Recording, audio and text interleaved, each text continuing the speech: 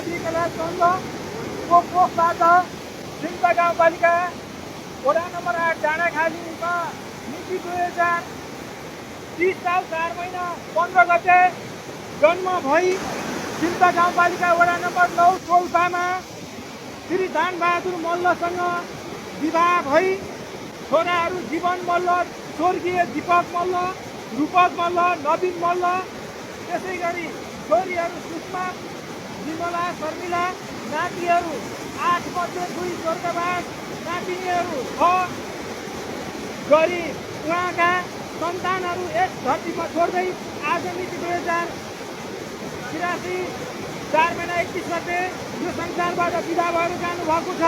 अत्यन्त मिलनसार गएकी मन्त्री धनी हुनुहुन्थ्यो। उहाँलाई आज हामी 81 बिहान 7 बजे आफ्नै निवासमा हस्पिटल जाने क्रममा उहाँको मृत्यु भएको खबर हामीले प्राप्त गर्यौँ। तसर्थ सम्पूर्ण मलामीको तर्फबाट उहाँको चिर शान्तिको कामना सहित उहाँको स्वर्गवास होस् भन्ने कामना गर्दै शोक संतप्त परिवारजनमा गहिरो समवेदना व्यक्त गर्दछौँ। अब उहाँको यो पार्थिव शरीरलाई मौन धारण गर्नेछौँ।